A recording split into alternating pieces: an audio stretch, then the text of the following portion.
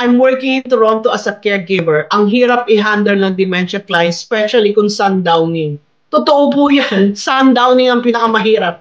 Karamihan yung pagkalito, tapos yung palakad-lakad, tapos irritable na paghapon na. Ay, nako. Ang analysis ko po dyan, kapag kasi gumagabi na, nagsama niya sundowning, doon nagkakaroon ng shadows. Nag-iiba na yung perspective ng mga kortina. Actually, yun eh. Tapos, at the same time, nauubos na rin yung lakas nila. So, irritable na sila. Ang tita ko before, sinasabi niya, may mga tao nagrarally sa labas ng bahay natin. Kunwari, lalabas ako sa door. Who are you guys? What do you need from us? Go away. I'm gonna call the police. So, sundowning is really a problem. But, pag ganon, iparamdam mo sa kanila na, safe ka rito. Kasama mo, andito lang ako.